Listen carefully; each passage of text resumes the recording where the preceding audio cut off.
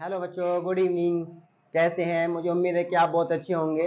Today's my topic quadratic equation exercise 4.2। आपने exercise 4.2 के कुछ क्वेश्चन कल जो है करे हैं। आपने पढ़े थे कि जो क्वेश्चन 1 था एक्सरसाइज 4.2 का, जो क्वेश्चन 1 था उसमें निम्नलिखित समीकरणों को गुणनखंड विधि द्वारा हल कीजिए था। तो मैंने उसमें आपको जितने भी क्वेश्चन थे सारे हल करके बहुत आसान तरीके से आपको दिखाए हैं। आज की जो हमारी क्लास है उसके अंदर एक्सरसाइज 4.2 का क्वेश्चन नंबर 2 है।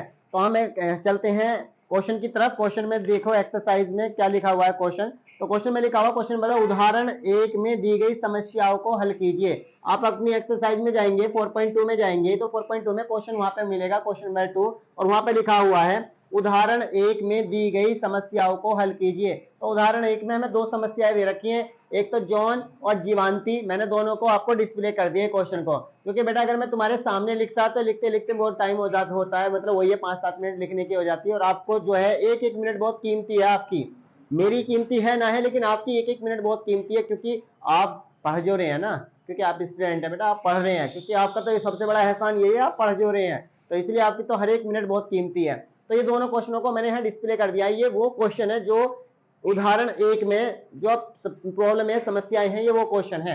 उदाहरण 1 की जो समस्याएं हैं उसमें दो क्वेश्चन हैं। दोनों क्वेश्चनों को आपने देखा है कि दोनों डिस्प्ले पे मैंने शो कर दिए हैं। अब यहाँ पे क्वेश्चन में पहले में क्या कह रहा है, आइए क्वेश्चन 1 की तरफ को आइए, ध्यान से देखिए।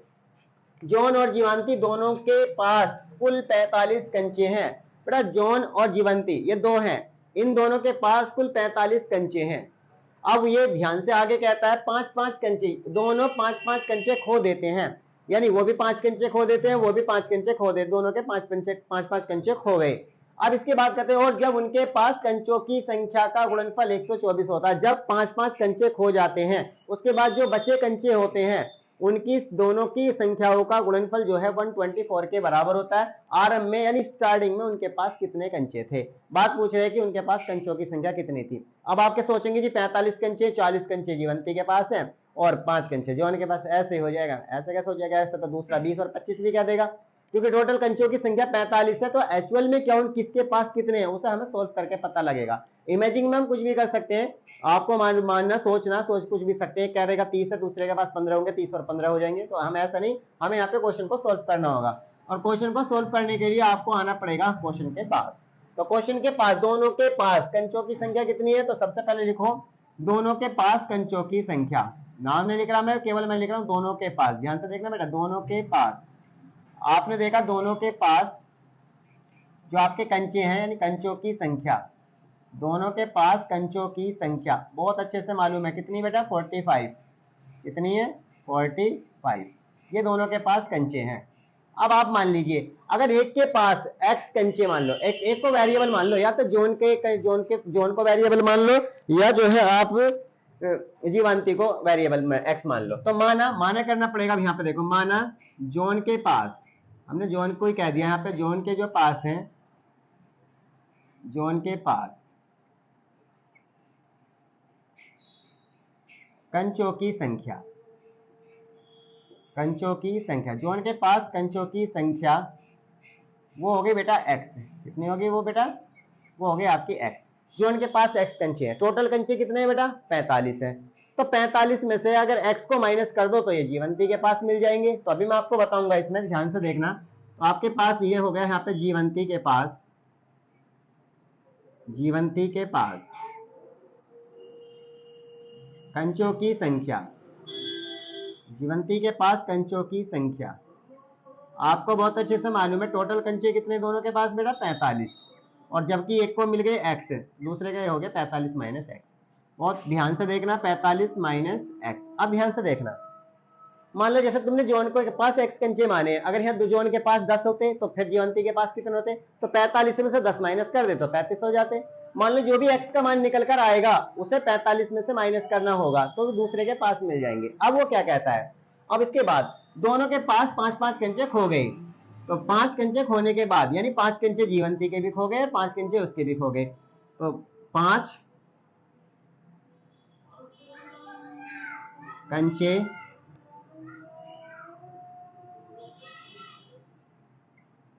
खोने के बाद, 5 कंचे खोने के बाद जॉन के पास बचे कंचों की संख्या, जॉन के पास बचे कंचों की संख्या वो हो जाएगी x माइनस 5। अब ऐसे ही जो है 5 कंचे किसके खोए बेटा, 5 कंचे खोने के बाद जॉन के बाद है जीवंती,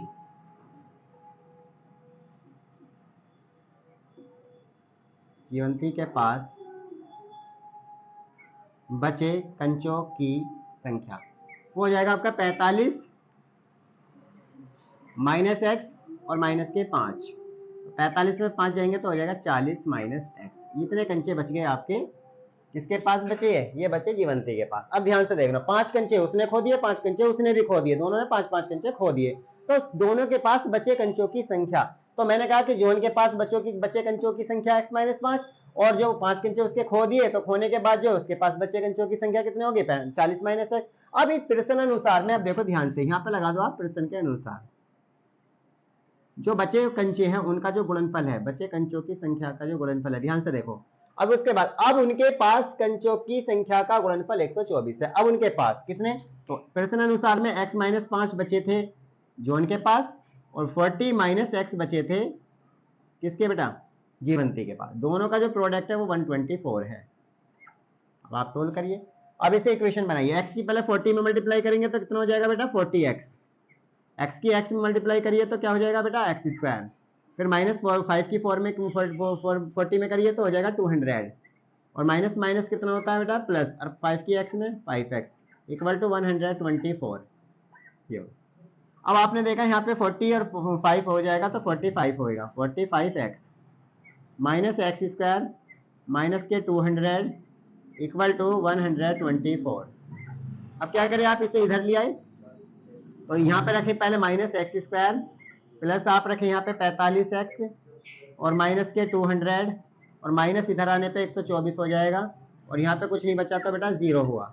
अब आपको मालूम है हो जाएगा minus x square plus 45x और जब माइनस के हैं तो माइनस के हो जाएंगे 324 और बराबर में आ गया 0।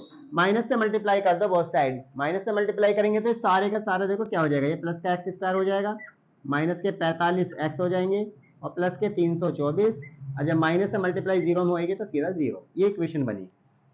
अब आपने इक्वेशन देखी, बिल्कुल ये इक्वेशन बनी। इस इक्वेशन को सॉल्व करने का क्या है, कल से इक्वेशन ही सॉल्व करी हमने काफी सारी, उन इक्वेशनों को हमने कैसे सॉल्व किया। पहले इसके गुणांक में कुछ नहीं होता तो आपको पता है 1 होता है, और मैंने बताया कि 324 की गुणा आपने 1 में करी तो 324 की जब 1 में गुणा करेंगे तो आ जाएगा 324 आपने लिखा। अब 324 के ऐसे गुणनखंड कीजिए जिनकी गुणा करने पे तो आपका 324 रहना चाहिए और प्लस करने के बाद 45 है। तो ऐसे 324 के बहुत सारे फैक्टर होंगे जो कि मैं अब आपको यहाँ दिखाऊंगा। देखो 324, अब मैं इसके फैक्टर कर रहा हूँ यहाँ पे, ध्यान से देखना। 2 1 जा 2, 2 6 जा 12, 2 2 जा 4, फिर 2 से काटो 2 8 जा 16, 2 1 जा 2, फिर कितने से काटो बेटा 3 से, 3 27 जा 81 और 3 9 जा 27, 3 3 जा 9, 3 1 जा 3। अब देखो यहाँ पे इतने सारे फैक्टर नजर आ रहे हैं। अगर मैं कहने लगूं 2 2 जा 4 यानी 2 दूनी 4, 4 12, 12 36 और 3 3 9, तो इसके बहुत सारे फैक्टर नजर आ रहे हैं यहाँ पे, बहुत सारे। क्यों, कैसे बेटा, सबसे पहले तो अगर आप ये कहने लगे 162 की 2 से मल्टीप्लाई करो, देखो ध्यान से, ये भी फैक्टर है, ध्यान रखना। 162 की 2 से करोगे तो 324 आ जाएगा। अगर आप जो है 81 की मल्टीप्लाई 4 से करोगे तो भी 324 आएगा। बहुत सारे फैक्टर हैं। आप जो है 2 दूनी 4, 4 12, 27 की मल्टीप्लाई अगर 12 से करोगे तब भी आपका ऐसे यही 324 आ जाएगा। इस तरीके से बहुत सारे, लेकिन आपको ऐसे फैक्टर लेने मल्टीप्लाई पर तो 324 आना चाहिए। अब मैं करता हूँ 2 दूनी 4, 4 12, 12 36 और इंटू 3 3 9, इनकी मल्टीप्लाई करेंगे। देखो 3 6 9 6 का 54, 54 का 4 का हासिल लगे 5, 9 के 27, 27 और 5 32, 324 आ गया। अगर 12 से इसकी करेंगे ये भी 324 आ गया। बहुत सारे फैक्टर हैं, मैं कहां तक निकालूं बेटा, मैं बहुत सारे। चलो इन चारों में से देखिए आप, इन चारों में एक ये भी फैक्टर है, यानी 324 के ये दोनों फैक्टर भी हैं, ये दोनों भी हैं, ये दोनों भी हैं और ये दोनों भी हैं। ऐसे कौन से फैक्टर हैं जिन्हें मल्टीप्लाई करके तो 324 हो जाए, जोड़ने पे 45 आ जाए, ऐसा देख लो बस। देखो इन्हें जोड़ने पे 164 आ जाएगा, ये मेरे लेवल में नहीं है, इसे बाहर कर दो। इन्हें मल्टीप्लाई करके 324 आ गया, मैं भी खुश आप भी खुश, लेकिन जोड़ने के बाद 85 आ जाएगा, जोड़ने पे फिर ये भी नहीं है 85, ये भी नहीं आया। आगे देखिए, जब मैं इन दोनों की मल्टीप्लाई करता हूँ 324 आता है, लेकिन प्लस करने के बाद जो है ये आ जाएगा 39, जो कि मेरे फ्रेम में भी नहीं है, ये भी नहीं, इसे भी छोड़ दो, हटाओ। चलो जी, आगे क्या करना है, मल्टीप्लाई करके 324 आ रहा है, इन्हें जोड़ने के बाद अगर जोड़ कर देखो तो 45 आ जाएगा, हो गया ना, हो गया फैक्टर। तो हमें वो लेने हैं जो हमारे क्वेश्चन को सूट करेंगे, जो हमारे क्वेश्चन पे काम करेंगे। तो 324 के जो फैक्टर है वो 36 और 9 है, 36 और 9। तो 36 की 9 में करेंगे तो आ जाएगा 324, और 36 में 9 को जोड़ेंगे तो कितना आ जाएगा, 36 और 9 45।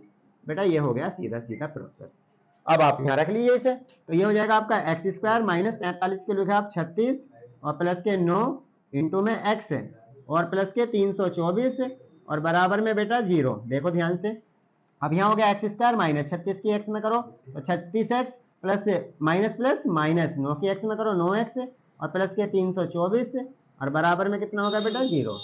अब क्या करें, थोड़ी देर के लिए आगे आते हैं। देखो ये तो हमने समझ में आ ही गया, ये तो हमारे। अब आप हम देखते हैं इसे आगे। देखो अब हम इसमें देखो दोनों में, इन दोनों में कॉमन देखो बेटा क्या नजर आ रहा है, इन दोनों में तो x कॉमन नजर आ रहा है। कितना नजर आ रहा है, x। मैंने यहाँ से x कॉमन करा तो यहाँ से क्या बचा, एक x बचा और यहाँ से बचा 36, तो हो जाएगा x माइनस 36। चलो आगे, यहाँ इन दोनों में क्या कॉमन आ रहा है, माइनस के 9 कॉमन कर लीजिए, माइनस के 9, तो यहाँ से बचेगा x, और जब माइनस से इस प्लस को में डिवाइड करेंगे तो माइनस आ जाएगा। 324 को जब 9 से भाग करेंगे तो 9 या 27, 9 36, यानी ये 36 आ जाएगा। अब हमने जब सोल्व करा तो हमारे पास निकल कर आ गया x माइनस 36 और x माइनस 9, ये निकल कर आया। ध्यान से देखते रहना। और ये सॉरी, दोनों किसके बराबर है बेटा, 0 के बराबर है। दोनों किसके बराबर है, 0 के। अब ध्यान से देखना, अगर यदि कोई सा भी 0 के बराबर रखेंगे, यदि x माइनस 36 बराबर 0 तब x बराबर 36, तब x बराबर 36, एक तो ये भी हो सकता है। और यदि ध्यान से देखना, और यदि x माइनस 9 इक्वल टू 0 तब x इक्वल टू कितना हो जाएगा, x इक्वल टू 9 भी हो। तो x की यहाँ पे 2 वैल्यू निकल कर आ रही है। कितनी वैल्यू निकल कर आ रही है बेटा, x की 2। अब डिपेंड ये करता है कि x की 2 वैल्यू तो निकल कर आ रही है। अगर अब अतः करके देखो, ये हमसे ये पूछ रहा कि उनके पास प्रारंभ में, प्रारंभ मतलब स्टार्टिंग में उनके पास, तो मैंने x माना था, किसको माना था बेटा, x माना था मैंने जॉन को। तो जॉन के पास कंचों की संख्या, जॉन के पास कंचों की संख्या, तो जॉन के पास कंचों की संख्या बेटा कितनी होगी, या तो होगी 36 या होगी 9। तो तुम दोनों में से कोई सा भी बता। अगर 36 मान रहे हो तो 36 भी मान सकते हो, और 9 मान रहे हो तो 9 भी। तो 36 और 9 दोनों में से कोई सी भी हो। और तो फिर इसके बाद बच्ची जीवंती, उसके पास कंचों की संख्या कितनी होगी वो भी ध्यान से देखना। जीवंती के पास कंचों की संख्या, जीवंती के पास कंचों की संख्या वो हो जाएगी बेटा 45 माइनस एक्स। अब x को आप जो भी आपने जो जॉन को अगर जॉन के पास अगर आप 36 मान रहे हो तो यहाँ पे आप 36 रख दें, तो ये हो जाएगा आपका कितना निकलेगा बेटा, 9 निकलेगा। 9 आ गया। लेकिन अगर आप कह रहे हो कि जॉन के पास तो x कंचे मान, हमने 9 माने 9, तो यहाँ 45 आ जाएगा। तो कोई भी मतलब कैसे भी कर सकते हैं, दोनों का आंसर हमारा वही है। तो अब यहाँ पे ध्यान से रखना है, बस ध्यान से एक चीज को समझना है बस। और वो चीज ये है, जैसे हमने यहाँ से 2 वैल्यू निकाली, दोनों पॉजिटिव वैल्यू निकली यहाँ पे, तो आपने कहा x minus 36 x minus 9 equal to 0, तो पहला भी 0 के बराबर है, दूसरा भी 0 के बराबर। तो x के 2 मान निकल कर आ रहे 36 और 9। लेकिन अब आपके ऊपर डिपेंड है कि आप किसको कितने कंचे देना चाह रहे हैं। भाई x का मान 36 भी आ गया, x का मान 9 भी आ गया। अब डिपेंड करता है आप किसको कितना देना चाह रहे हैं। मान लो मैंने जो जॉन को 36 कंचे दे दिए, तो जीवंती के पास कितने बचे, 9 बचे। लेकिन अगर आप मेरा मन, आपका मन कर रहा कि मैं जॉन को 9 कंचे दूंगा, तो आप इसको 9 भी दे सकते हैं। तो जीवंती के पास कितने बचेंगे, 45 बचेंगे। तो कुल मिला के कैसे भी आप अगर दोनों को देंगे, अगर एक बार 36 देंगे तो उसके पास 9 होंगे, और एक बार उससे 9 होंगे उसके पास 36 होंगे। मतलब कहने का मतलब है एक के पास 9 होंगे तो एक के पास 36 होंगे, एक के पास 36 होंगे तो दूसरे के पास 9 होंगे। सीधे सीधा प्रोसेस ये है। और मुझे उम्मीद है कि आपकी बहुत अच्छे से समझ आया होगा। अगर आपकी समझ नहीं आया होगा तो आप इसे एक बार फिर देखिए, 2 बार देखिए, 3 बार देखिए। कोशिश जब तक ये समझ नहीं आ जाए आप देखते ही रहिए, देखते रहिए, और देख देख के जो है पागल मत हो जाइए, मगर देखते रहिए बस। जब आप देखोगे तो समझ में भी आएगा। तो ये क्वेश्चन इक्वेशन बना के छोड़ रखी थी, ये हो गया। आई होगी समझ में। आपने देखा होगा कि बहुत आसानी से आपने इस क्वेश्चन को सोल्व किया है, तो आप देख रहे हैं। अब हम चलते हैं इसी का सेकंड पार्ट में। तो उदाहरण नंबर, आपने देखा दूसरे क्वेश्चन, उदाहरण 1 में दी गई समस्या को हल कीजिए। तो पहला तो मैंने कर दिया। अब दूसरा क्वेश्चन क्या बोल रहा है, दूसरे क्वेश्चन को आप देख रहे हैं, एक कुटीर उद्योग एक दिन में कुछ खिलौने निर्मित करता है, मतलब एक फैक्ट्री जो है वो कुछ खिलौने तैयार करती है, खिलौने तैयार करती है। प्रत्येक खिलौने का मूल्य 55 रुपए है।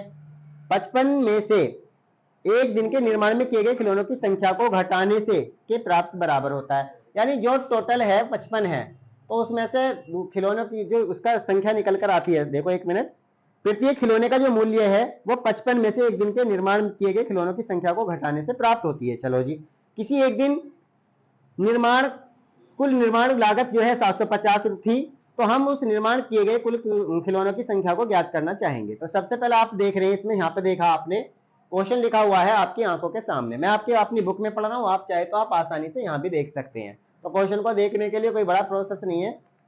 तो हमें क्वेश्चन को करने के लिए सबसे पहले हमें खिलौनों की क्या मानना पड़ेगा, हमें उनकी लागत, निर्माण लागत को मानना पड़ेगा पहले। तो हमें इसे साफ करना है, ध्यान से देखते रहना बेटा।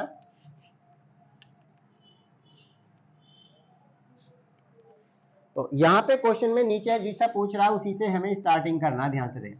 ये क्या, उस दिन निर्माण किए गए खिलौनों की संख्या कितनी होगी। मान लो उस दिन निर्माण किए गए खिलौनों की संख्या, माना, ध्यान से देखना बेटा, माना उस दिन निर्माण किए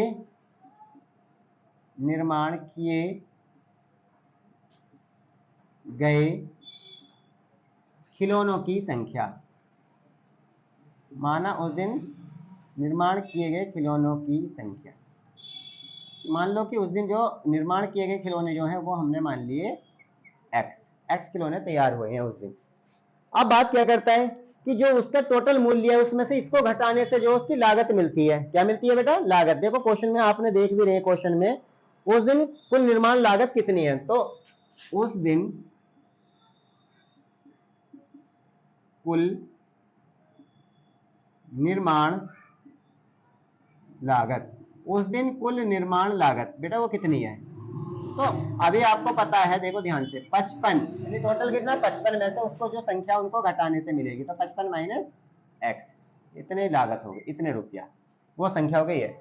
अब प्रश्न के अनुसार क्या कह रहा है, देखो ध्यान से बेटा, प्रश्न अनुसार क्वेश्चन में ये कहा गया है कि उन दोनों का जो गुणनफल है, किस किस का लिखा हुआ बेटा, यहाँ सारा देख लो, उस दिन निर्माण किए गए खिलौनों की संख्या जो भी है उसका, और उसकी जो लागत, उस दिन में जो खिलौने बने उनकी जो लागत है उसका, जो प्रोडक्ट है वो किसके बराबर है, वो 750 के बराबर है, ये कहना चाह रहा है। देखो बस ध्यान से, मतलब कहने का मतलब ये, उस दिन निर्माण किए गए खिलौनों की संख्या अगर x है, उस दिन निर्माण किए गए खिलौनों की संख्या अगर x है, तो उनकी जो लागत है वो 55 माइनस एक्स है।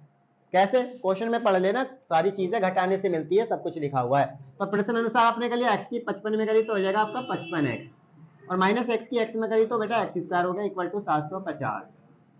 एक्स स्क्वायर को पहले लिया हो तो हो जाएगा माइनस का एक्स स्क्वायर प्लस के हो गए 55x, इसे इधर लिया माइनस के 750 बराबर में 0, माइनस से मल्टीप्लाई कर दो बेटा दोनों तरफ से, हो जाएगा एक्स स्क्वायर, माइनस का बच जाएगा 55x, और माइनस से तो प्लस का हो जाएगा 750 इक्वल टू 0। अब आपको बहुत अच्छे से मालूम है 750 की मल्टीप्लाई किस में होएगी बेटा, 1 में, तो 750 की गुणा 1 में करी तो हो गया 750। अब 750 के ऐसे फैक्टर करिए, 750 के तो बहुत सारे फैक्टर होंगे, लेकिन आपको ऐसे फैक्टर देखने जिनकी मल्टीप्लाई करने पे तो 750 हो जाए और जोड़ने के बाद 55 आए। तो देखो यहाँ पे 750 के आपको फैक्टर निकालने हैं, तो आप काटिए 2 से, 2 3 जा 6, 1 बचा, 2 7 जा 14, 2 5 जा 10, और 7 3 10 5 15, 5 से काट लीजिए या 3 से भी कट जाएगा, हो जाएगा 3 1 जा 3, 3 2 जा 6, 3 5 जा 15। अब 5 से 5 2 जा 10, 5 5 जा 25, और फिर 5 से 5 5 जा 25, 5 5 1 जा 5। अब हो गया, अब देखते हैं यहाँ पे 2 2 3 6, 6 पंजे 30, और 5 पंजे 25, 30 और 25, बहुत होते तो बहुत सारे, लेकिन हमने यहाँ पे लिया 30 इंटू 25, 25 की 30 में करेंगे तो हो जाएगा 75, यानी 750, और अगर 30 को 25 में जोड़ने लगे तो कितना हो जाएगा बेटे, 75, सॉरी 55, कितना हो जाएगा 55। अब तुम कहोगे इसके इतने सारे फैक्टर तो बहुत सारे इसके, मैं ये कह सकता हूँ 375 और 2 भी एक फैक्टर है, 125 और 6 भी एक फैक्टर है, 25 और 15 भी, 25 और 5 से 15, 15 दूनी 25, और ये भी, जो सब बहुत सारे फैक्टर हैं, लेकिन आपको उन सारे फैक्टरों में से ऐसे फैक्टर लेने हैं जिनको पे दोनों काम पूरे होने चाहिए। यानी जोड़ने के बाद तो बीच वाला नंबर यानी 55 आना चाहिए, और गुणा करने के बाद उन दोनों की जो दो टुकड़े होंगे ना 750 के, उनको गुणा करने पर तो 750 आना चाहिए, और जोड़ने के बाद 55 आना चाहिए। क्यों जोड़ने के बाद आना चाहिए भाई? क्योंकि लास्ट में जो नंबर है ना हमारा कांस्टेंट वैल्यू वो प्लस की है, तो जोड़ना पड़ेगा। और अगर आपके मन में आ रहा है कि ये माइनस की होती तो फिर घटाना पड़ता है। ये तो मैंने कल की वीडियो में बता दिया आपको कि अगर कांस्टेंट वैल्यू पॉजिटिव है तो हमें जोड़ने के बाद लाना है बीच वाला नंबर, अगर ये माइनस की वैल्यू तो हमें घटाने के बाद लाना है बीच वाला नंबर। करो अभी से सॉल्व करो, तो हो जाएगा एक्स स्क्वायर माइनस 30 और प्लस 25, और ब्रैकेट में हो गया एक्स और प्लस के 750 और बराबर में 0। फिर ये हो जाएगा आपका एक्स स्क्वायर माइनस 30 की एक्स में करो 30x, और माइनस प्लस माइनस 25 की एक्स में करो 25x, और प्लस 750 और बराबर 0। इन दोनों का एक पेयर बन गया, इन दोनों का भी एक पेयर बन गया। इन दोनों पेयर में से क्या कॉमन हो रहा है बेटा? x। यहाँ से बचा x माइनस 30, इन दोनों में क्या कॉमन हो रहा है? माइनस के 25। तो 25 से 25 को डिवाइड करेंगे तो x बचेगा माइनस प्लस माइनस, और 25 3 जा 75 यानी 30 इक्वल टू 0। अब इन दोनों में से हो रहा है आपका x माइनस 30 और दूसरा हो जाएगा आपका x माइनस 25। अब ये दोनों बेटा किसके बराबर है? दोनों ही 0 के बराबर है। यदि मैं x माइनस 30 को 0 के बराबर रखूं, ध्यान से देखना, x माइनस 30 बराबर 0, तो आपको बहुत अच्छे से मालूम है कि जो x बराबर है वो 30 हो जाएगा। चलो जी, एक तो आ गया। और दूसरा अगर लेना चाहते हो तो दूसरा निकल कर आएगा, और यदि x माइनस 25 इक्वल टू 0, तब x बराबर आ जाएगा 25। x बराबर कितना आ जाएगा? 25। तो एक ही आ गया। अब आप दिमाग में लगाइए, दो x की वैल्यू 2 आ गई। जब x की वैल्यू 2 आ जाती है तो हमें वहां पे क्या करना पड़ता है वो ध्यान से देखना है। x की वैल्यू 2 आ गई तो या तो आप 30 जो है ना उस दिन निर्माण किए गए कुल खिलौनों की संख्या, या तो 30 खिलौने तैयार हुए हैं या 25 खिलौने तैयार हुए हैं। खिलौने तो दोनों में से है, लेकिन अगर 25 खिलौने तैयार हुए हैं तो उनकी लागत तो कुछ और है, ध्यान से देखना वो।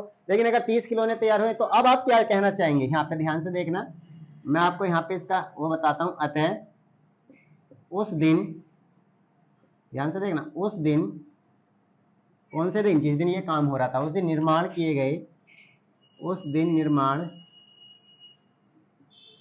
किए गए खिलौनों की,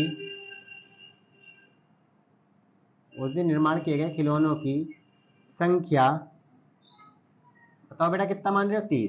30 हो गई। तो अगर उस दिन 30 खिलौने तैयार हो रहे हैं तो उस दिन फिर लागत, कुल निर्माण लागत कितनी हुई?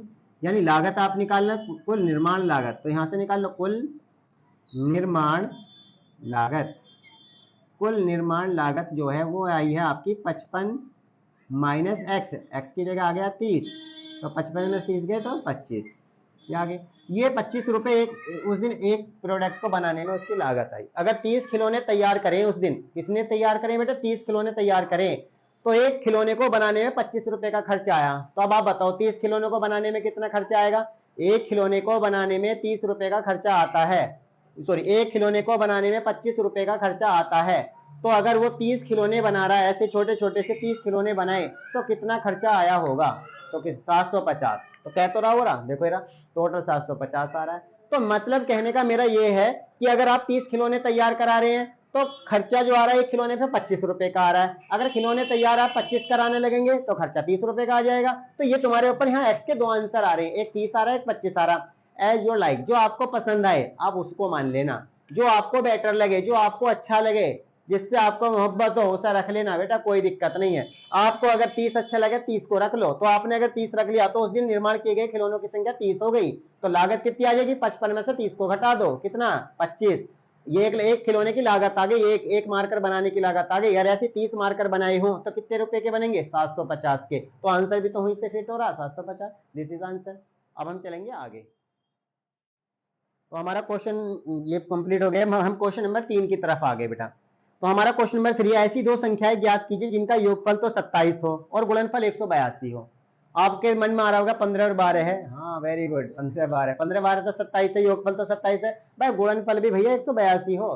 तो वो देखना पड़ेगा भी, मैं ये नहीं कह रहा क्या है। तो ऐसी दो क्रमांक संख्याएं ज्ञात, ऐसी दो संख्याएं ज्ञात कीजिए जिनका योगफल तो 27 हो और गुणनफल 182 हो।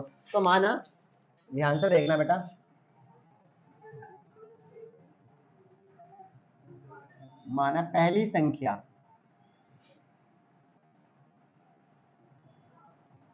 माना पहली संख्या वो तो है आपकी x, अब दोनों संख्याओं का योग कितना दे रखा, तो 27 है। तो दूसरी संख्या जो होगी वो 27 में से पहली संख्या को घटाने से मिलेगी।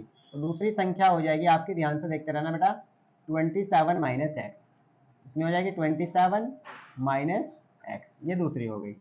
अब आपके पता है अकॉर्डिंग टू द क्वेश्चन, जो हमारा प्रश्न अनुसार है उसके हिसाब से ये दोनों संख्याओं का जो गुणनफल है इन दोनों संख्याओं का वो 182 है। कितना है बेटा, 182। यानी एक एक्स हो गया, दूसरा हो गया 27 माइनस एक्स, और इक्वल टू किसके बराबर है, 182। ये आपने समझ लिया। यानी ये कहना है दो संख्या मतलब पहली संख्या एक्स है, दूसरी संख्या जो है 27 माइनस एक्स है। क्यों, क्योंकि दो संख्याओं को जोड़ 27 है। अगर उनमें से एक संख्या का पता लग जाए तो 27 में से उस संख्या को घटा दो, दूसरी मिल जाएगी। वेरी सिंपल भाई। अगर उनमें से एक संख्या 10 है तो दूसरी कितनी हो जाएगी, 17 हो जाएगी, क्योंकि 27 माइनस 10 बराबर 17। तो ऐसे ये है, एक संख्या अगर एक्स है दूसरी 27 माइनस एक्स है, उन दोनों संख्याओं का जो गुणनफल है वो 182 है। प्रश्न अनुसार सोल्व करो। 27 के एक्स में करो बेटा 27 एक्स, और माइनस एक्स के एक्स में करो एक्स स्क्वायर इक्वल टू 182। अब आप क्या करें, माइनस एक्स स्क्वायर को पहले रखें, प्लस 27 एक्स को दूसरी बार रखें, और माइनस 182 को स्टार्टिंग में लेके आ जाए, और बराबर में 0। माइनस से दोनों तरफ मल्टीप्लाई कर दो माइनस साइन से, तो ये हो जाएगा एक्स स्क्वायर, माइनस का हो गया 27 एक्स, और प्लस का हो गया 182, और इक्वल टू क्या हो गया बेटा, 0। यहाँ पे कुछ नहीं है तो आपको बहुत अच्छे से मालूम है 1 होता है। और मैं बार बार आपको बता चुका हूँ कि 182 की 1 में मल्टीप्लाई करेंगे तो कितना आएगा बेटा, 182। और 182 के ऐसे बहुत सारे फैक्टर होंगे जिनको गुणा करने पे 182 आएगा, लेकिन आपको ऐसा लेना जिन्हें जोड़ने पे 27 आए। अब हम देखते हैं यहाँ पे, देखो 182 के 2 नहीं 18, 2 ही कम 2, ये हो गया 182 है, 86 है। अब इसके बाद आ जाएगा 7, ये हो जाएगा आपका 13 से 91, और फिर 13 कम 13। अब बात करते हैं तो देखो 14 और 13 भी हो रहे हैं, और यहाँ पे ध्यान से देखना। पहले तो अगर आप बात करते हैं 13 दूनी 26, 26 और 7 भी है। बात करते हैं 91 की, 2 से 91 2 भी है। और बात करते हैं 14 और 13, बेटा ये भी है। इनमें से अब आप खुद देख लो कौन सा सही है। यानी सारे फैक्टरों से मल्टीप्लाई करके तो 182 आएगा, चेक कर लो, बिल्कुल आंख बंद करके कर लो। 26 की 7 में करोगे 182, 91 की 2 में करोगे 182, 14 की 13 में करोगे 182। लेकिन ये देख लो कि जोड़ने पर 27 कौन से सा हो रहा है, बस जोड़ने पर 27 कौन से सा हो रहा है, इस वाले से हो रहा है। तो आपको क्या करना है, यहाँ पे 14 की गुणा अगर 13 से करते हैं तो आता है 182, और अगर 14 में 13 प्लस करते हैं तो बेटा आता है 27। ये जरूर सीखना है बस आपको, अगर ये सीख लिया तो काम हो गया। अब तो हटा दो, अब इसको कर लो इसमें। अब क्या करना है बेटा, अब यहाँ पे आपको लिखना है एक्स स्क्वायर माइनस 27 की जगह का आपने 14 प्लस 13, और ये हो जाएगा इंटू में एक्स और प्लस 182 इक्वल टू में 0। अब यहाँ पे आप देखेंगे एक्स स्क्वायर माइनस 40 की एक्स में करेंगे तो 14x, और माइनस यानी माइनस प्लस माइनस 30, और एक्स में करेंगे तो 13x प्लस 182 इक्वल्स टू हो गया 0। यहाँ पे 2 का पेयर बना लिया, यहाँ पे 2 का पेयर बना लिया। इन दोनों पेयर में क्या कॉमन हो रहा है, एक्स। तो यहाँ से क्या बचा आपका एक्स, माइनस का यहाँ से बचा 14। अब तो सब चीज समझ में आ गई होगी, क्योंकि कल से यही कर रहे हैं क्वेश्चनों को, तो अब तो बताने की जरूरत ही ना। यहाँ पे 13 कॉमन कर लो, 13 कॉमन करेंगे तो यहाँ से एक्स बचेगा, इस माइनस को प्लस से डिवाइड करेंगे तो हो जाएगा माइनस, 13 से इसे डिवाइड करेंगे तो 14 बार हो जाएगा इक्वल टू 0। दोनों में कॉमन क्या हो रहा है, अब एक्स माइनस 14 इधर भी है, एक्स माइनस 14 इधर भी है, कॉमन हो गया। यहाँ से एक्स बचा, यहाँ से 13 बचा, तो हो जाएगा एक्स माइनस 13, और इक्वल टू किसके भैया, 0 के। मान लो किसी को भी है को, यदि एक्स माइनस 14 बराबर 0, दोनों 0 के बराबर है, यदि एक्स माइनस 14 बराबर 0 तब x बराबर 14, बस एक को ही निकाल लो, बस जरूरी ना दूसरा निकालो। x बराबर 14 आ गया, तो इसका मतलब पहली संख्या 14 आ गई, तो 27 में से 14 निकाल दो, दूसरी संख्या मिल जाएगी। तो वो पूछ रहा आता है पहली संख्या कितनी होगी, जरूरी ना कि दूसरे को भी निकालो, तो यहीं से पता लगाता है पहली संख्या। अतः पहली संख्या जो होगी वो आपकी कितनी होगी बेटा, 14 होगी। 13 भी हो सकती है, 14 भी हो सकती है, तुम्हारे हाथ में जो सी मानो उसे मान लो। और दूसरी संख्या जो 27 में से उसी को मान लो जिसको आपने, यानी उसी को माइनस कर दो जिसको आपने पहली संख्या माना है। तो ये हो जाएगी दूसरी संख्या बराबर 27 माइनस, अब तुम्हारे मन की बात है कि x का मान 13 भी, x का मान 14 भी है। अगर पहली संख्या को आपने 14 माना तो 14 घटा दो, 13 माना तो 13 घटा दो। तो मैंने तो 14 मान रखा, तो भैया मैंने 14 घटा दिया, तो दूसरी संख्या कितनी आ गई, 13, इसी जान से। क्योंकि पहली संख्या 14 दूसरी संख्या 13, दोनों को जोड़कर 27, दोनों को गुणा करके 182 आंसर। समझना, अपने आप घर पे समझना, कोई दिक्कत नहीं। अगर नहीं समझ में आए तो घर पे प्रैक्टिस करना बेटा। दो क्रमांगत धन पूर्णांक, दो क्रमांगत, क्रमांगत का मतलब लगातार, धन का मतलब पॉजिटिव, और पूर्णांक का मतलब इंटीजर। तो यहाँ पर लिखेंगे माना पहला, ध्यान से देखना बेटा, माना पहला क्रमांगत, माना पहला क्रमांगत, माना पहला क्रमांगत धन पूर्णांक। धन पूर्णांक को बोला है तो पॉजिटिव है बेटा, पॉजिटिव इंटीजर है ये धन पूर्णांक, वो मैंने एक्स मान लिया। और दूसरा क्रमांगत की बात कर रहा तो लगातार आएगा, अगर एक x है तो दूसरा x प्लस 1 होगा, एक जुड़ता है क्रमांगत में, एक जुड़ता है तो दूसरा क्रमांगत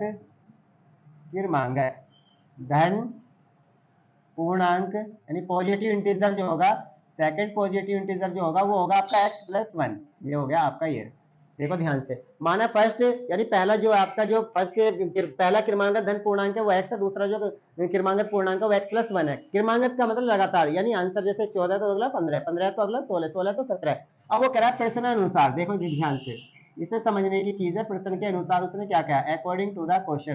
क्वेश्चन में वो कहना क्या चाह रहा है, देखो दोनों के, देखो यहाँ पे जिनके वर्गों का योग 365 है, दोनों का वर्ग कर दो, x का ये होगा, इसका भी वर्ग हो गया, प्लस x प्लस 1, जिनके वर्गों का योग दोनों के वर्ग करके जोड़ने के बाद 365 है, दोनों के वर्गों को जोड़ के, दोनों के वर्ग करके उन्हें जोड़ दो और वो 365 के बराबर है। तो अब यहाँ पे आप सोल्व करिए, x का करेंगे तो x स्क्वायर हो जाएगा, ये फॉर्मूला हो रहा है a प्लस बी का होल स्क्वायर, तो क्या होता है बेटा a स्क्वायर यानी x स्क्वायर प्लस 1 का स्क्वायर हो जाएगा 1 प्लस 2 इंटू एक्स इंटू 1 तो हो जाएगा 2x इक्वल टू आ गया 365। ध्यान से देखते रहना, x और x कितना हो जाएगा, x स्क्वायर 2x स्क्वायर और प्लस के 2x और प्लस के 1 माइनस के 365 इक्वल टू में 0। अब आपको बहुत अच्छे से मालूम है 2x स्क्वायर हो जाएगा, ये प्लस का 2x है, एक कम कर दो तो माइनस के 364 इक्वल टू में 0। यहाँ से 2 कॉमन कर लो, 2 कॉमन करोगे तो सीधा सीधा x स्क्वायर बचेगा, यहाँ पे x बचेगा, यहाँ से 2 से डिवाइड हो जाएगा, 2 1 जा 2 और 2 8 जा 16, 2 2 जा 4 इक्वल टू 0। इसे इसके अपॉन में लेके आ जाओ तो हो जाएगा आपका x square plus x minus 182 और बराबर में कितना हुआ बेटा 0। अब ये हो गया, और करके कर लो। अब क्या करेंगे यहाँ पे, ये 182 के फिर फैक्टर करने हैं आपको, 182 की 1 में करेंगे तो आ जाएगा 182, 182 के ऐसे 2 फैक्टर करिए जिनकी मल्टीप्लाई करें तो 182 आ जाए, घटा कर देखें तो 1 आए, तो ये तो हो जाएगा 14 और 13, 14 की 13 में करेंगे तो 182 आ जाएगा, अगर 14 में से 13 को घटाएंगे तो 1 आएगा। अब कहूंगे 1 कैसा आएगा, अभी ये x है बेटा, x है और x का कोई भी कोफिशिएंट नहीं है, जहाँ पे x का कोई गुणांक नहीं होता वहां पे 1 होता है, क्या होता है 1, तो हमें 1 लाना है, तो गुणा करने पर तो 182 लाना है, घटाने पे 1 लाना, तो कौन है वो 14 और 13 ही होंगे, क्योंकि 14 की 13 से मल्टीप्लाई करेंगे 182 हो जाएगा और 14 में से अगर 13 माइनस करेंगे तो 1 आ जाएगा, ये हमने करा। अब इसे आप सोल्व करेंगे तो हो जाएगा आपका एक्स स्क्वायर प्लस यहाँ पे लिखेंगे 14 माइनस के 13 इंटू में हो गया आपका x माइनस हो गया 182 इक्वल टू में आ गया 0। अब यहाँ पे करेंगे आप एक्स स्क्वायर प्लस 14 की x में करेंगे तो क्या हो जाएगा 14x माइनस 13 की x में करेंगे 13x माइनस 182 और इक्वल टू क्या आ गया 0। यहाँ से कॉमन क्या हो रहा है बेटा x है, तो यहाँ से बचेगा x प्लस 14, क्या बचेगा x प्लस 14, यहाँ से माइनस का 13 कॉमन कर लो, तो 13 से जब इसे 13x को डिवाइड करेंगे तो यहाँ से x बचेगा माइनस माइनस प्लस 13 से 182 को डिवाइड करेंगे 14 बचेगा इक्वल टू में 0 कर लेना। 13 से 182 को बाहर करेंगे बेटा 14 बचेगा, कितना बचेगा 14, आपने देख लिया। अब दोनों में कॉमन क्या हो रहा है x प्लस 14 और आगे से बचा x माइनस 13, कितना बेटा x माइनस 13 और ये दोनों किसके बराबर है 0 के। अब आप देखेंगे यदि x प्लस 14, ध्यान से देखना x प्लस 14 इक्वल टू 0 तो x बराबर हो जाएगा माइनस के 14, जिसको हमने यहाँ नकार दिया। क्यों नकार दिया, अमान्य क्यों कर दिया, नकार दिया बेटा इसको हमने, क्योंकि वो पॉजिटिव इंटीजर पूछ रहा धनात्मक, तो नेगेटिव इंटीजर आ गए, तो यानी अगर ये माइनस का 14 आए नेगेटिव इंटीजर आ गया, मुझे तो इसकी जरूरत ही नहीं है, क्योंकि मुझसे तो उसने पॉजिटिव इंटीजर की बात करी। किसकी बात करी है बेटा, पॉजिटिव इंटीजर की बात करी है, और पॉजिटिव इंटीजर निकालने के लिए आपको क्या करना पड़ेगा, दूसरे को लो, और यदि आप ध्यान से देखते रहना, और यदि x माइनस 13 इक्वल टू में 0 तो तब x बराबर हो जाएगा आपका 13, x बराबर कितना हुआ बेटा 13, ये हो गया। तो अतः पहला जो क्रमांगत पूर्णांक होगा, पहला क्रमांगत धन पूर्णांक वो कितना होगा बेटा, वो होगा आपका 13। तो दूसरा कितना हो जाएगा, दूसरा क्रमांगत धन पूर्णांक वो कितना हो जाएगा बेटा, वो है आपका x प्लस 1 और x कितना आ गया तुम्हारा 13 प्लस 1 इक्वल टू 14, ये आ गया आंसर। एक होगा 13, दूसरा होगा 14। अब आंसर की जांच में बताऊं, वो कह रहा है जिनके वर्गों का योग तो कितना 365 है। पहले आप 13 का वर्ग करो, 13 का वर्ग होता है 169 और 14 का वर्ग होता है 196, दोनों को 9 6 15 और हासिल लगाए 9 6 15 15 1 16, फिर हासिल लगा 365 आ गया। तो ये कह तो रहा जिनके वर्गों का योग 365 है, जो दोनों निकाले ना तुमने, जो दो क्रमांक धन पूर्णांक आपने निकाले, कौन कौन है 13 और 14, तो दोनों के वर्ग करो और प्लस करके देखो, अगर 365 आ रहा तो योर आंसर इज राइट। और अगर ऐसा नहीं हो रहा तो आपका आंसर राइट नहीं है, फिर कहीं गड़बड़ कर रखी है। तो आपने दिया क्वेश्चन नंबर 3, क्वेश्चन नंबर 4 हमने यहाँ पे पढ़ाया। हम चलेंगे क्वेश्चन नंबर 5 की तरफ। हम चलते हैं क्वेश्चन नंबर 5 की तरफ। तो एक्सरसाइज का क्वेश्चन नंबर 5 मैंने आपको डिस्प्ले कर दिया है। एक समकोण त्रिभुज की ऊंचाई इसके आधार से 7 सेंटीमीटर कम है, यदि कर्ण 13 सेंटीमीटर तो अन्य दो भुजाएं ज्ञात कीजिए। तो बेटा इसमें क्वेश्चन नंबर 5 है। 5 क्वेश्चन को बिल्कुल सिंपल तरीके से हम सीखेंगे। चौथा क्वेश्चन आपका इधर बराबर में है, तो आपने 5 क्वेश्चन को पहले बनाइए एक समकोण त्रिभुज। जब आप एक समकोण त्रिभुज बनाएंगे तो समकोण त्रिभुज बनाने के बाद आप लेंगे यहाँ पे ए, जो ये हो जाएगा A B Aadhaar, B C लंब, सी कर्ण। अब बात करते हैं कि अभी हमें ये नहीं पता, ये तो हमें पता है कि 90 डिग्री एंगल है, ये हमें मालूम है। अब जो कर्ण है वो 13 सेंटीमीटर दे रखा है बेटा, ये भी हमें मालूम है। तो कर्ण जो है वो कितना दे रखा है, 13 सेंटीमीटर, ये हमें मालूम है। अब हमें क्या करा, क्वेश्चन में करा एक समकोण त्रिभुज की ऊंचाई उसके आधार से, एक समकोण त्रिभुज की ऊंचाई उसके आधार से 7 सेंटीमीटर कम है। तो माना समकोण त्रिभुज का आधार, ध्यान से देखना, मान लेना इसमें कि माना समकोण त्रिभुज का आधार, माना समकोण त्रिभुज का, माना समकोण त्रिभुज का आधार। तो माना समकोण त्रिभुज का जो आधार है बेटा वो मान लिया मैंने x, कितना मान लिया, x सेंटीमीटर, कितना मान लिया, x सेंटीमीटर। और जो ऊंचाई है, ऊंचाई जो आधार से 7 सेंटीमीटर कम है, तो ऊंचाई जो है वो कितनी है बेटा, ऊंचाई h जो है वो 7 सेंटीमीटर कम है। तो आधार से 7 सेंटीमीटर कम है, ये हो गया, आधार 7 है, आधार x है, सॉरी x में और इसमें 7 सेंटीमीटर कम है, तो x माइनस ये आ गया बेटा ये। अब उसका जो कर्ण है, यानी आप इसको h ना लेके ऊंचाई रखिए अभी आप यहाँ पे, और जो कर्ण है वो आपको दिया हुआ है, जो कर्ण है वो दे रखा आपको यहाँ पे 13। कर्ण कितना दे रखा बेटा आपको, 13, या h आप इसे ले ये हो। अब आप सबसे पहले यहाँ पे लगाइए समकोण त्रिभुज का क्षेत्रफल, और इसका जो ये हो गया, ठीक है। अब आपको मालूम हुआ यहाँ पे ऊंचाई इतनी दे दी। अब यहाँ पे आधार कितना है बेटा, आधार है इसका x, यहाँ पे x हो गया, और ऊंचाई कितनी है, x माइनस 7 सेंटीमीटर कम है, तो ये हो जाएगा आपका x माइनस 7। अब आप सीधा सीधा सा प्रोसेस, इस ट्रायंगल के अंदर तुम्हें 3 साइड मिल गई। कौन कौन मिल गया बेटा, एक तो आधार मिल गया, एक लंब मिल गया, एक कर्ण मिल गया। तो यहाँ पे भी हमारे पास आधार भी है, ऊंचाई का मतलब लंब है, और कर्ण भी है। तो पाइथागोरस प्रमेय से यहाँ पे आप लगा दो इसमें पाइथागोरस प्रमेय, यहाँ से लिख देंगे पाइथागोरस, पाइथागोरस प्रमेय से। अब आप पाइथागोरस प्रमेय से अगर आप करते हैं तो क्या करेंगे, ये रहा ट्रायंगल के अकॉर्डिंग लगा दो पाइथागोरस प्रमेय। तो ऊंचाई का मतलब लंबी होता है, और लंब को दिखाते हैं आप एल से, ऊंचाई एल। अब या ऊंचाई को ऊंचाई रहने देना पाइथागोरस प्रमेय से। तो पाइथागोरस प्रमेय में कर्ण का जो वर्ग होता है बेटा, ध्यान से देखना, कर्ण का वर्ग बराबर होता है आधार का वर्ग और प्लस लंब का वर्ग। आपको बहुत अच्छे से मालूम है कर्ण 13 है, तो यहाँ पे 13 का स्क्वायर कर लो। आधार कितना है, x है, x का स्क्वायर कर लो। और लंब कितना है, x माइनस 7, x माइनस 7 का स्क्वायर कर लो। आपको मालूम है 13 का स्क्वायर 169 होता है, x का स्क्वायर x स्क्वायर होता है, प्लस x का स्क्वायर हो जाएगा x स्क्वायर, प्लस 7 का स्क्वायर हो जाएगा बेटा 49, माइनस 2x और 2 7 जा 14x। यहाँ पे फॉर्मूला खोल दिया मैंने, कौन सा फॉर्मूला खोला है, a माइनस बी का whole square. a minus B का होल स्क्वायर होता है a square plus B square minus 2ab। तो आपने करा तो हो जाएगा आपका 169 इक्वल टू एक्स और एक्स स्क्वायर जोड़ेंगे तो हो जाएगा 2x स्क्वायर, और ये हो जाएगा आपका प्लस 49, और ये हो जाएगा आपका माइनस के 14x, ये हो गया। इसे उधर ले जाइए, यहाँ पे 0 बच जाएगा आपका, तो ये हो जाएगा आपका 2x स्क्वायर, ध्यान से देखते रहना, ये हो जाएगा आपका 14x, और ये हो जाएगा आपका 49, और ये प्लस का इधर आके हो जाएगा माइनस का 169। और कर लेना बेटा आप, और करेंगे तो हो जाएगा आपका 2x स्क्वायर माइनस के 14x, और माइनस के इसमें से माइनस करेंगे तो 9 में से 9 जाएंगे 0, 6 में से 4 जाएंगे 2 और 1, 120 इक्वल टू में 0 ही आ गया। सारों में से कॉमन हो रहा है 2, तो मैंने 2 कॉमन कर लिया, हो जाएगा आपका x स्क्वायर माइनस के 7x, कितना बेटा 7x, और माइनस के 60 इक्वल टू में कितना आ गया बेटा 0। तो आप फिर चेंज करेंगे, थ्रू को नीचे ले जाएंगे, इसके 0 के अपोन में पहुंच जाएगा, तो हो जाएगा x स्क्वायर माइनस के 7x माइनस के 60 इक्वल टू में 0, ये आ गई इक्वेशन। अब इसके बाद 60 की मल्टीप्लाई किस में करेंगे आप, 60 की मल्टीप्लाई करेंगे बेटा आप 1 में। तो 60 की मल्टीप्लाई जब 1 में करेंगे तो 60 1 जा 60 हो जाएगा, और 60 के ऐसे फैक्टर करो कि घटाने पे 7 आना चाहिए, तो 12 पंजे 60, ध्यान से देखना बेटा, 12 की 5 में करोगे तो 12 पंजे 60, और अगर 12 में से 5 घटा दोगे तो 12 में से 5 जाएंगे 7, ये आपका हो गया फैक्टर। अब इसके बाद यहाँ पे आपने लिखा x स्क्वायर माइनस यहाँ पे लिखा 12, यहाँ पे लिखा -5 इंटू में हो गया x, और माइनस का 60 इक्वल टू में 0। अब यहाँ पे क्या हो जाएगा आपका एक्स स्क्वायर माइनस 12 की एक्स में मल्टीप्लाई करेंगे 12x हो जाएगा, माइनस की माइनस में करेंगे प्लस और 5 की एक्स में करेंगे 5x माइनस के 60 इक्वल टू में 0।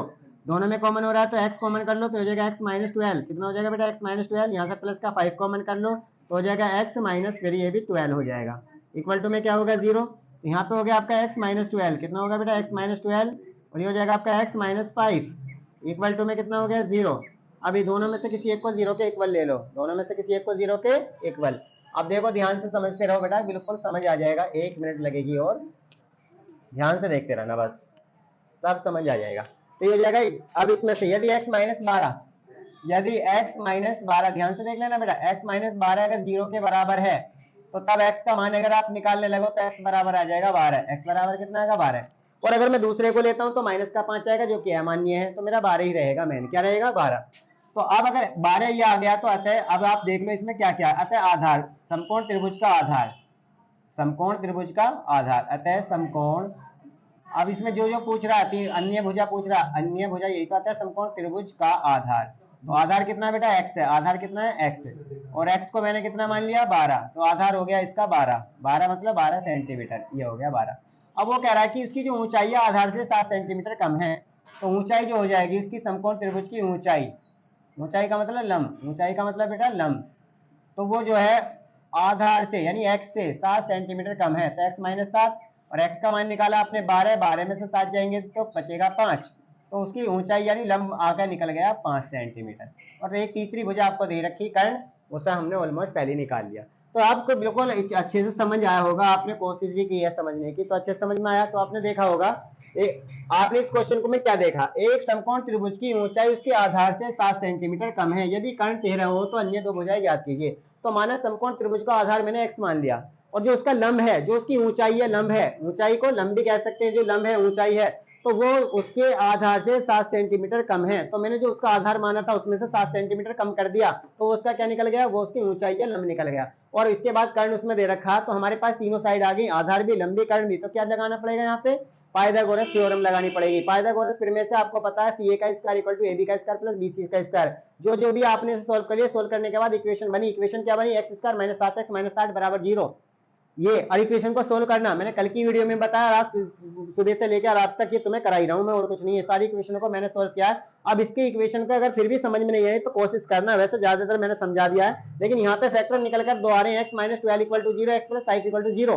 तो जब x माइनस 12 को 0 के बराबर रखेंगे तो x का मान 12 आ गया, लेकिन अगर मैं दूसरे को रखूं x प्लस 5 बराबर 0 को रखूं तो माइनस का 5 आएगा, जो कि अमान्य होगा, क्योंकि साइड माइनस में, यहाँ लंबाई माइनस में नहीं होती, तो इसमें माइनस में होगा नहीं, तो 12 रखेंगे तो 12 आने का मतलब x का मान 12 है, x की समान है आधार को, तो आधार 12 आ गया, और 12 में से कितना कम करना है, 7 कम करना है, तो लंब मिल जाएगा।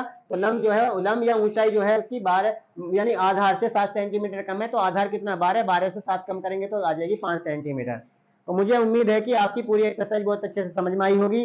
तो क्वेश्चन नंबर 1 6 है, उसे आप खुद लगा के देखना, अगर कहीं प्रॉब्लम होती है, कहीं समस्या होती है, तो मैं आपको 100% जो सॉल्यूशन दूंगा, आपको पूरी आपकी मदद करूंगा, हर हाल में आपकी हेल्प करूंगा। तो मैं उम्मीद करता हूं कि आज की क्लास बहुत अच्छे से आपने समझी है, बहुत अच्छे से आपने सीखी है।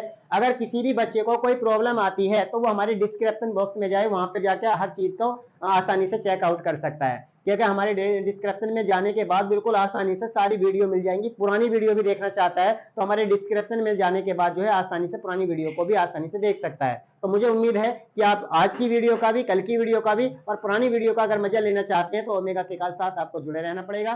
तब तक के लिए जय हिंद जय भारत।